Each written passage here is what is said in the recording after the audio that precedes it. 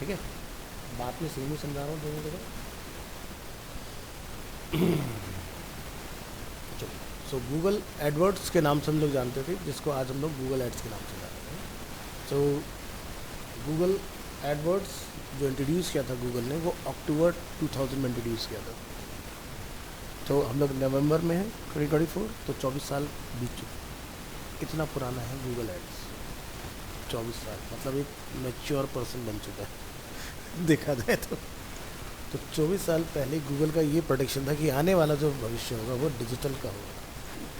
क्योंकि उससे पहले अगर मैंने जब आपको इंट्रोडक्शन वगैरह पढ़ाया था, उसमें बताया था ना कि 90s के टाइम पर एड्स आने स्टार्ट हुए थे, हमारे बैनर एड्स वगैरह इस तरह की चीज़ें जो याहू के अंदर जेमिनी में चलती थी चीज़ें। और बाद में गूगल ने बेसिकली इस चीज़ को समझा और उसने वो चीज़ों को एडवांस लेवल पर लाके अपने प्लेटफॉर्म के अंदर एड ऑन करना स्टार्ट किया। तो चलिए स्टार्ट करते हैं।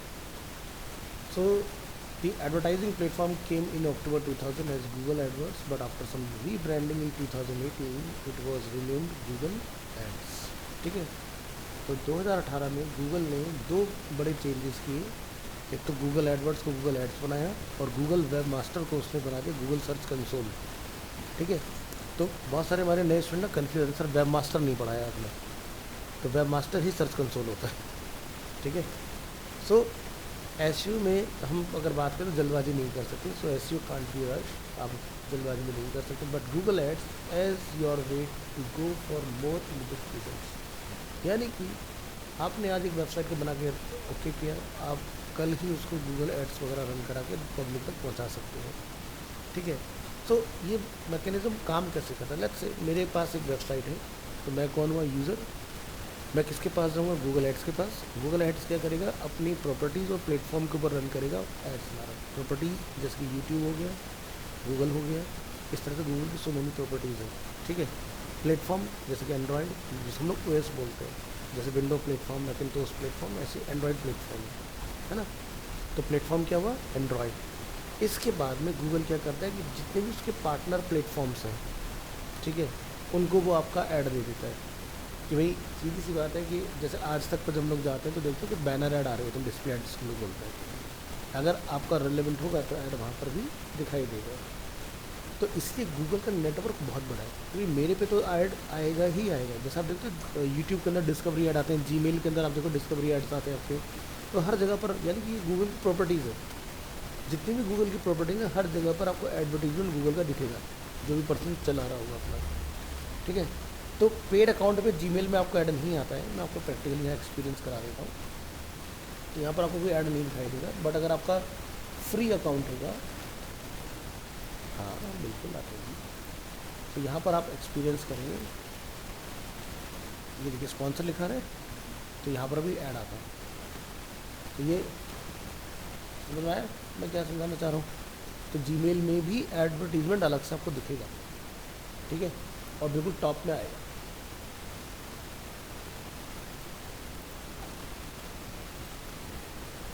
तो प्लेटफॉर्म और प्रॉपर्टी में डिफरेंस क्लियर हुआ? चलिए कुछ फैक्ट्स की बात कर लेते हैं। As per 2022, 64.6% of people click on Google ads when they are looking to buy an item online. क्योंकि हम तो यही देखते हैं ना, जब हम सर्च करेंगे जो सबसे ऊपर आया उस पर क्लिक, तो जहाँ तो लोगों को पता ही नहीं है कि वो ऐड को हिट कर रहे हैं या फिर वो रिजल्ट को हिट कर रहे हैं। ठीक है, 89% of the traffic generated by a search ad is not replaced by organic clicks when ads are found। ठीक है, आपने ऐड को बंद कर दिया तो लोग आप तक पहुँचेंगे नहीं, 89% ट्रैफिक गायब हो जाता है, सिर्फ 11% ट्रैफिक ही आपके पास रह जाता है। और अगर वेबसाइट बहुत अच्छी होगी आपकी, जैसे मान लो कि आप एक ऐसे नामी ग्रामी हिस्ट्री जैसे फ्लिपकार्ट है, तो लोग नाम से ढूंढते हैं उसको, गूगल में सर्च करके नहीं ढूंढते, सीधे लिखते हैं एड्रेस और टक टक टक एंटर और सीधे वेबसाइट खुलती है। अब अमेज़ॉन को ऐसा तो नहीं कोई गूगल में जाकर सर्च करता हूँ पहले फिर उसका चलाता हूँ, क्योंकि नाम पता है ना वो बस। बट क्या होता है कि जब आप ऐड चला रहे होते हो और आपकी वेबसाइट ऐसे तो लोगों के बीच में फंसी हुई जहाँ पर आपके जैसे हज़ारों लोग हैं, तो कोई आपको याद नहीं रखेगा। तो जब आप सर्च पे आओगे, लोग क्लिक करेंगे, लोगों को अपना रिजल्ट मिल गया, उसके बाद आपको भूल जाएंगे। हम कितना यूआरएल ध्यान रखते हैं, कितनों को बुकमार्क करते हैं, ना के बराबर।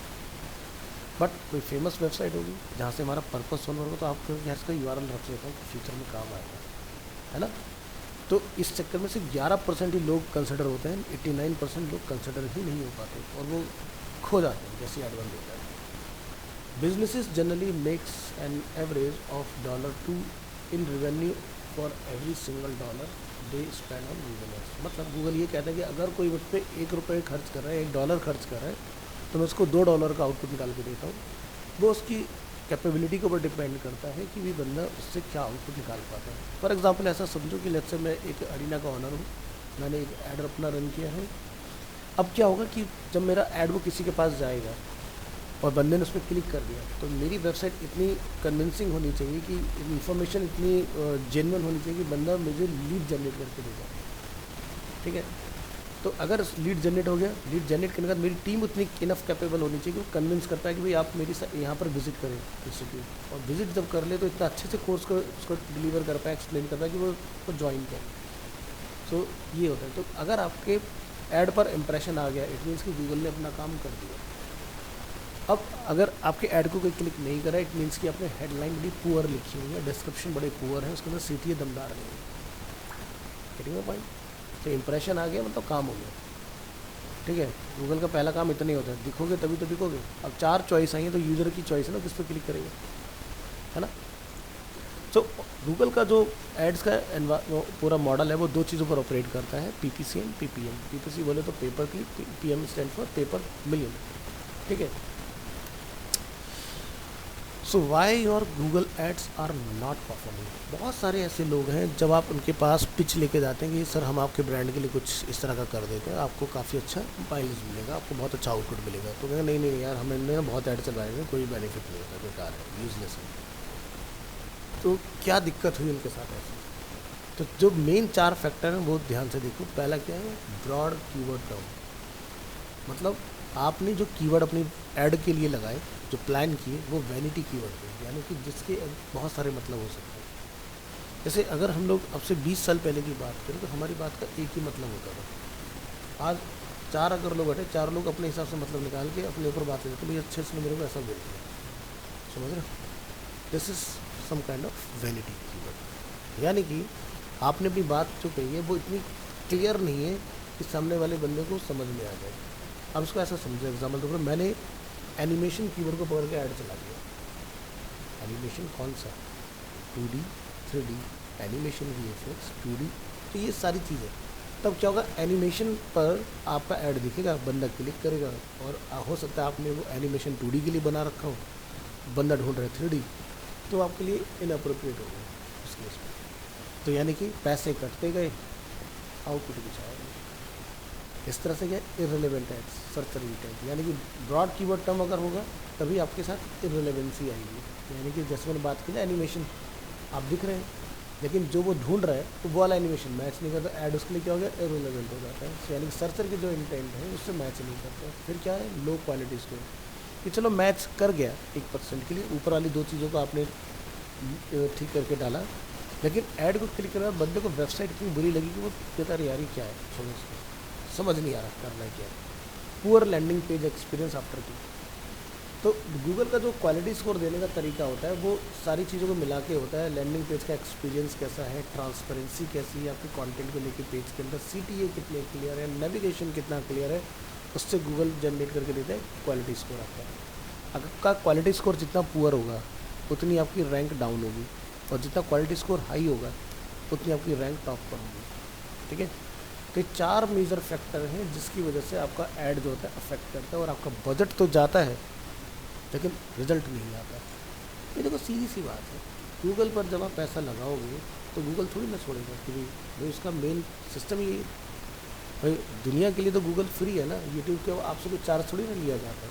बट उस देखने के एक्सपीरियंस के बीच में हम आपको ऐड दिखाते हैं, वो ऐड आपको इन्फ्लुएंस करता है, वो एड्स लीड जनरेट करते हैं, हम उसकी डिमांड करते हैं, जनरेट करते हैं, डिमांड जो जनरेट होगी सप्लाई चलती है, तो पूरा मैकेनिज्म है ना। तो वही सेम चीज़ यहाँ पर भी आपकी काम होता है। तो यानी कि गूगल का प्लेट जो है सारी प्रॉपर्टीज़ है फ्री है, आप कुछ भी काम करो, वर्ड, एक्सेल, पावरपॉइंट, क्योंकि आप उसकी माया जाल में उलझ गए ना, अब वो ऐड आपको उनमें कहीं ना कहीं दिखाता रहता है। ठीक है, अगर मैं बोलूँ भाई हर चीज़ का पैसा लगेगा, अब तुम्हें ऐड आएगा तो तुम कहो भाई ऐड क्यों आ रहा है, मैंने तो पैसा दिया। अब देखो डिज्नी हॉटस्टार बड़ा स्मार्ट है, उसने क्या बोला, कि नेटफ्लिक्स में देखो ऐड नहीं आता है ना। अब डिज्नी हॉटस्टार ने क्या करा कि 500 रुपये का सब्सक्रिप्शन ले लो, जिसका बजट नहीं है, कंटेंट सब मिलेगा 4K तक, बट क्या होगा, ऐड दूंगा बीच में, ठीक है। बट अगर आपने 1200 वाली मेंबरशिप ले ली तो आपको ऐड नहीं आएगा। अब इंडिया में क्या है, ऐड ही तो आ रहा है, क्या दिक्कत है, टीवी के जितने ऐड थोड़ी ना आएंगे, पूरी मूवी 4 से 5 बार ऐड आएंगे, ऐसे थोड़े हर 10 मिनट ऐड आ गया, ठीक है, 500 रुपये बच रहे, एक उतने पैसे 2 साल चलेंगे। तो यहाँ पर हर तरह का बनता है। तो जब तक आप ये चीज़ नहीं समझोगे कि कहाँ पर हमें किस तरह से चलना है, अब आप सोचोगे भी मैं तो 1200 वाला ही प्लान बेचूंगा, तो यानी कि आपने बहुत बड़े मास में से अपना टारगेट ऑडियंस खो दिया। और जहाँ आपने बोला कि मैं 500 का प्लान निकाल देता हूँ, यानी कि अब आपका पैसे लॉस हो रहा है 50% का, लेकिन आप वॉल्यूम को अगर देखो, बल्क को अगर आप देखो, मास को अगर आप देखो, तो यानी कि आपने 1200 वाले से ज़्यादा कमाया।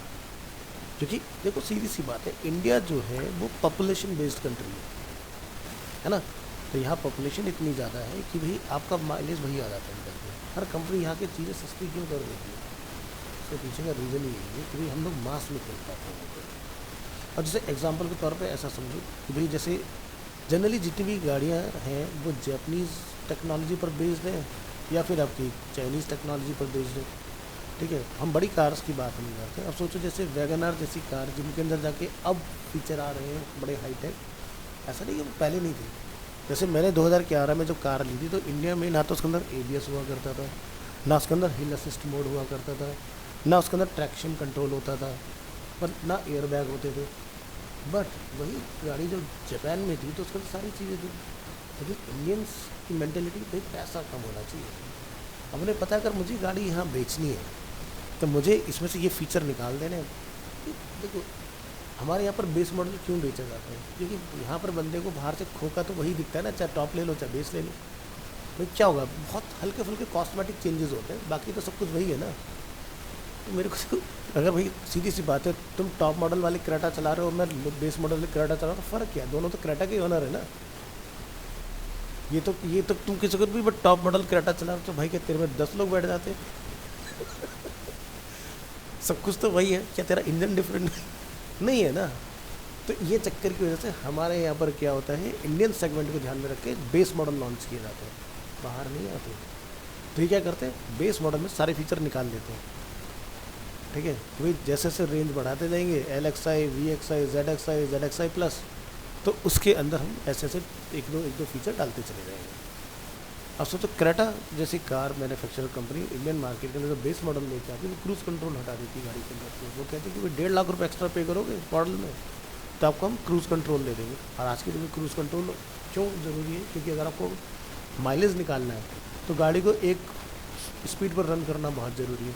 तो जितनी भी कार्स हैं वो 80 से 100 के बीच में बहुत अच्छा माइलेज देती है गाड़ी को। तो क्रूज़ कंट्रोल आपने लगा दिया एक्सप्रेस वे के ऊपर, आराम से रिलैक्स होकर बैठो, गाड़ी चल रही है, कोई रेस देने की जरूरत नहीं, कुछ नहीं।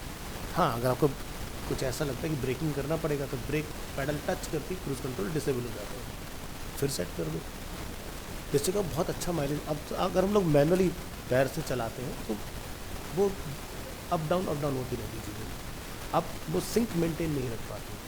अब सोचो 1.5 लाख रुपए क्रेटा कहता है मुझे पे करो, मैं आपको वो फीचर दूंगा। लोग कहते हैं भाई गाड़ी भले से बेस मॉडल है लेकिन कंपनी सारी चीज़ें पहले से सेट करके देती है, बस उन्होंने बटन ही तो निकाल लिए, बटन आफ्टर मार्केट 3,500 में लगवा लो, क्यों 1.5 लाख रुपये एक्स्ट्रा पे कर ले उसी चीज़ की।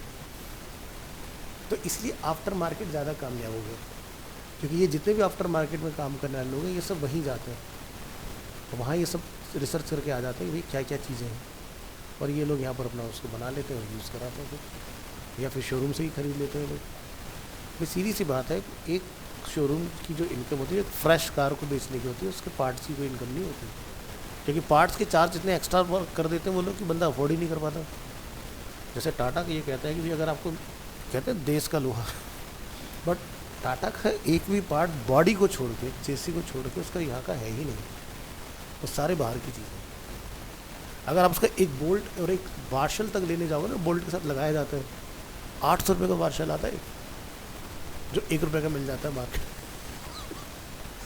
टाटा में खरीदोगे तो ये डिफरेंस है।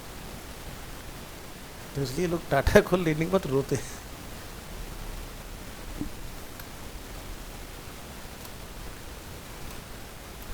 चलिए तो आगे बढ़ते हैं, moving on part 2 Google ads. तो देखिए concepts of Google ads auction, मतलब कि जब आप गूगल के ऐड में बोली लगाते हो एक मैकेनिज्म काम कैसे कर रहे हो। देखो टॉप 4 जो स्पेस होते हैं ये आपके ऐड के लिए रिजर्व होता है। तो ये मेरा 2022 के मेरे अकाउंट से स्क्रीनशॉट आप देख सकते हो। यहाँ पर ऐड लिखा रहा है बट आज के में स्पॉन्सर लिखा आएगा, है ना। हमने लिखा digital marketing course, exact match हुआ, कहाँ गया टॉप में। डिजिटल मार्केटिंग यानी कि यहाँ पर टर्म हमारा मैच हुआ, हमें दिख रहा है ना। नीचे आओगे तो ये सिर्फ मार्केटिंग पर आ रहा है यहाँ पर, है ना। पूरा डिजिटल मार्केटिंग कोर्स कहीं भी मैच नहीं हुआ। नीचे वाले पर आते हैं, नेक्स्ट क्या लिखा रहा है डिजिटल मार्केटिंग बीच में, लेकिन ऑनलाइन आ गया बट कोर्स को उसने मैच कर दिया उसके अंदर, ठीक है। इस तरह से तो जिसका जितना एग्जैक्ट होगा वो ही टॉप पर आता है, समझ गए ना।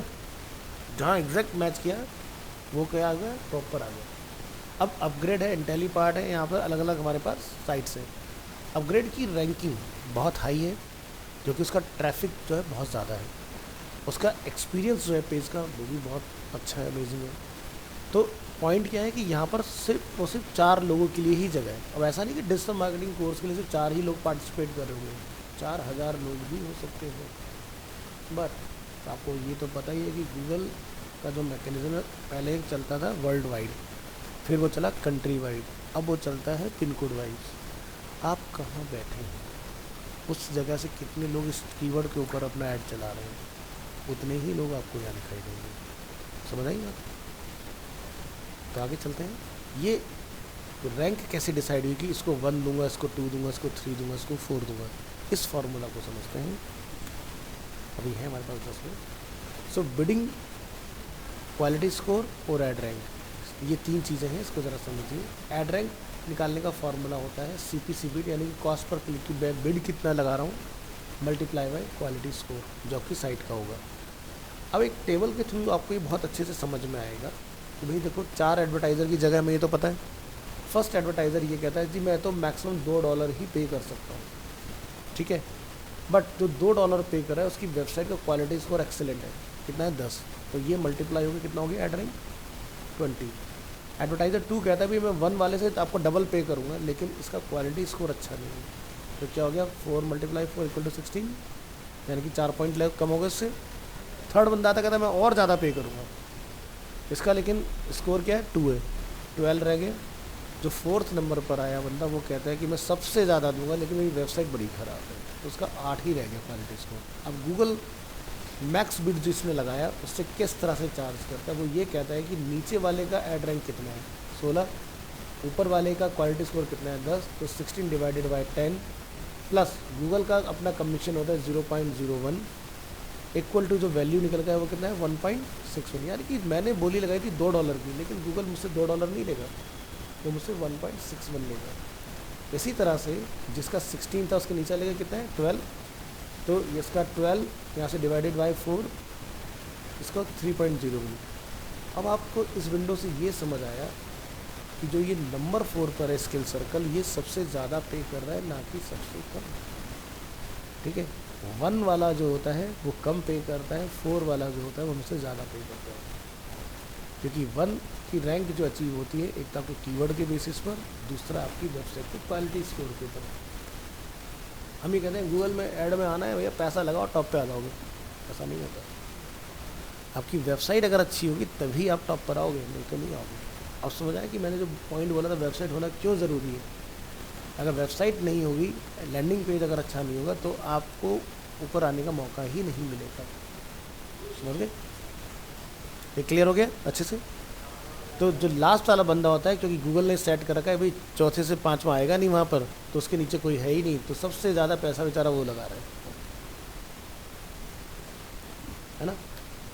तो ये एक बहुत बड़ा मिथ होता है जो हमारा यहाँ जाके क्लियर होता है, एड्स हम लोग सीखने आते हैं कि भाई क्या सिस्टम है, 1 वाला पे ज़्यादा कर रहा है कि 4 वाला पे ज़्यादा कर रहा है। बट आम आदमी से अगर पूछोगे अगर 1 ज़्यादा पे करता है 4 वाला कम पे कर रहा है, बट ये रिवर्स है।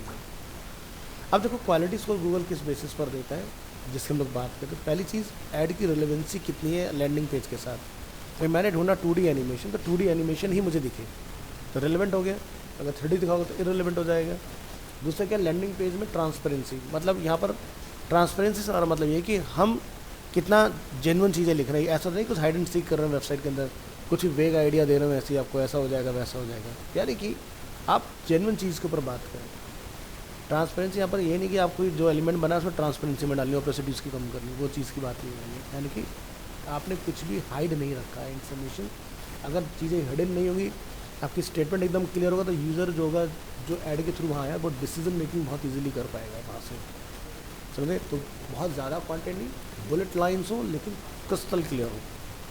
थर्ड चीज़ भाई, अगर आपके लैंडिंग पेज में बंदा आएगा तो वो नेविगेट भी कर पाए अप एंड डाउन, ठीक है। जैसे कि अरीना का जो लैंडिंग पेज बना था उसमें ऊपर 5 लिंक आते, लेकिन आप उसी पेज में ही रहते, उससे बाहर नहीं जाते, क्योंकि ऐड में चलते हैं लैंडिंग पेज, ठीक है। फिर क्या है, इंक्रीजिंग ऑन साइट टाइम। अगर लैंडिंग पेज आपका इंटरेस्टिंग होगा तो 1 मिनट का यूज़र 10 मिनट भी शायद वहाँ पे खर्च करके जाएगा, लेकिन अगर यूज़र आया और आके चला गया, वो तुम्हारे लिए सबसे खतरनाक होगा। तो गूगल ये समझ जाएगा तुम्हारा पेज अच्छा नहीं है और वो आपका ऐड की रैंक गिरा देगा, अगर ऐसा बार बार होगा तो इसको बोलते हैं बाउंस रेट। तो चारों चीज़ें क्लियर हुई। इन चारों चीज़ों के बेसिस पर एक क्वालिटी स्कोर गूगल निकालता है और उसके बेसिस पर आपका काम चलता है। नहीं, इसका कोई तरीका नहीं है, लेकिन आपको इन 4 चीज़ों को ही बेसिकली मेजर करके चलना होता है कि ये इन 4 चीज़ों का ध्यान रखें कि कंटेंट वगैरह के साथ कोई वो नहीं शॉर्टकट।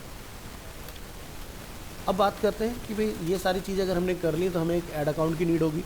तो गूगल ऐड अकाउंट का स्ट्रक्चर क्या होता है, तो यहाँ पर आप देखोगे कि जैसे कि कैंपेन 1 एंड कैंपेन 2, यानी कि लेट्स से शांतनु किसी का ऐड चलाना चाह रहा है या अपना खुद का ऐड चलाना चाह रहे हैं। सो ऐड अकाउंट में आप किसी को एक्सेस ज़रूर दे सकते हो, ये नहीं कि एक ही अकाउंट से आप 10 ब्रांड को चला दोगे। यानी कि अगर मेरा एक अकाउंट है और abhishek@bestanimationSchool.com, तो लोग मुझे अपने अकाउंट में यूज़र बना सकते हैं, ठीक है। जैसे वर्डप्रेस के अंदर होता है ना सब्सक्राइबर एडिटर, उसी तरह से। भाई सीधी सी बात है, शांतनु अगर एक बिजनेस मैन है तो उसके पास थोड़ी ना टाइम होगा कि वो गूगल ऐड चलाए, बट शांतनु क्या करेगा, अपनी प्रॉपर्टी के अंदर एक बंदे को राइट देगा कि भाई तुम मेरे बिहाफ पर मैनेज कर सकते हो, लेकिन ऐड भी मैं ही रहूँगा, तुम और कुछ नहीं कर पाओगे, बट ऑन बिहाफ आप चीज़ें सारी करा पाओगे। तो पहली चीज़ तो ये क्लियर करना बहुत ज़रूरी है कि एक अकाउंट से सभी के आप हैंडल नहीं कर सकते हो, आप सभी के अकाउंट में यूज़र बनते हो उस अकाउंट के बेसिस पर, ठीक है। तो यहाँ पर क्या है कि जो कंपनी है लाइक अरीना एनिमेशन, उसके अंदर कैंपेन 1 कैंपेन 2 है। अब ये कैंपेन 1 कैंपेन 2 क्या, जैसे कि 2D एनिमेशन 3D एनिमेशन इस तरह से, ठीक है। कैंपेन 1 मैंने कि क्या बताया, कोर्सेज के नेम, ठीक है। भाई आपकी अलग अलग सर्विसेज हो सकती है ना, तो आप अलग अलग कैंपेन बनाओगे। फिर इसके अंदर क्या बनते हैं, ऐड ग्रुप। ऐड ग्रुप में के अंदर जाके फिर आप एक ही ऐड की A/B टेस्टिंग कराते हो कि भाई मैंने अगर ग्राफिक डिज़ाइनिंग का एक ऐड बनाया तो उसके अगेंस्ट में दूसरा ऐड कौन सा बना रहा हूँ। जैसे जरूरी नहीं कि लोग आपको ग्राफिक से ही ढूंढे, हो सकता है कोई डिजिटल पेंटिंग से ढूंढ रहा हो तो 2 बन गए। अब डिजिटल पेंटिंग ढूंढेगा तब भी वो ग्राफिक का ही पार्ट होगा, अगर ग्राफिक ढूंढेगा वो ग्राफिक का ही पार्ट हो गया। तो इसी तरह से अगर बंदा मैट पेंटिंग का अगर आता है, हमने दूसरा ऐड ग्रुप बनाया तो मैट पेंटिंग के अंदर डाल दो, फिर आप लेआउट डिज़ाइनिंग डाल दो, तो ये सारा क्या हो गया, क्लब हो के एक ग्राफिक डिज़ाइनिंग बन गया हमारा, ठीक है। तो हमने एक चीज़ के लिए 4 ऐड रन कर दिए। अब गूगल क्या करेगा, वो ये देखेगा कि चारों में से बेस्ट ऐड कौन से परफॉर्म हो रहे हैं आपके, वो चारों को डालेगा रैंडमली। वो फिर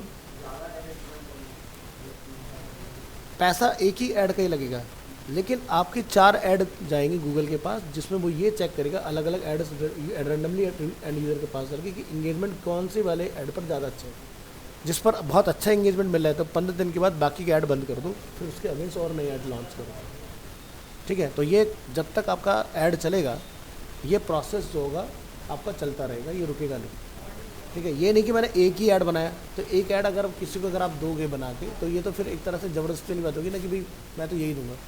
जब आप किसी शॉप पर कपड़े खरीदने जाते हो तो आप ऑप्शंस मांगते हो, या अगर आप किसी शोरूम पर बाइक लेने जाते हो तो सो मेनी ऑप्शंस आपके पास, जो अलग अलग सेगमेंट है। भाई ये फ्यूल एफिशिएंट बाइक है, ये स्पोर्टी बाइक है, इसका इंजन इतना है, इसका इंजन इतना है, उसके अलग अलग प्राइस है। तो चॉइस जो है कि तुम्हारी पॉकेट कितना अलाउ करती है ना।